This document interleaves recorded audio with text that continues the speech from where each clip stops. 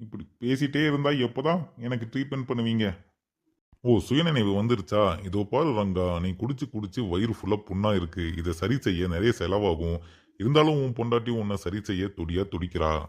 Doctor, இந்த பாழாப்போன குடிய நான் நிறுத்தலான்னு தான் பார்க்குறேன். ஆனா முடிய மாட்டேங்குது. இந்த ஒரு தடவ சரி செய்யுங்க. இனி குடி பக்கமே போக மாட்டேன் டாக்டர். இதோ பாரு ரங்கா, இது என் ஹாஸ்பிட்டல் கிடையாது. இந்த ஹாஸ்பிட்டலுக்குன்னு ஒரு ரூல்ஸ் அண்ட் ரெகுலேஷன் இருக்கு. நான் இத பத்தி உன் ஒய்ஃப் கிட்ட சொல்லியிருக்கேன்.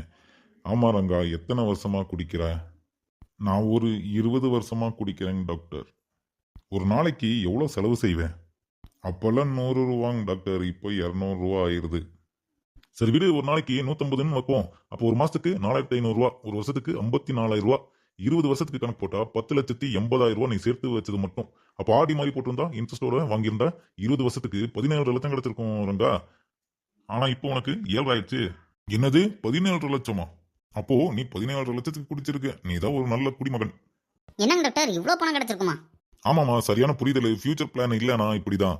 நான் சொல்ற மாரி செஞ்சிருந்தா, இப்போ அந்த பணத்துக்கு எஃப்டி போட்டு பிக்ஸட் டெபாசிட்ன்னு சொல்லுவாங்க. நீங்க யாருமே வேலைக்கு போகாம இன்ட்ரெஸ்ட் மட்டும் மாசம் மாசம் ஒரு 12,000 வந்திருக்கும்.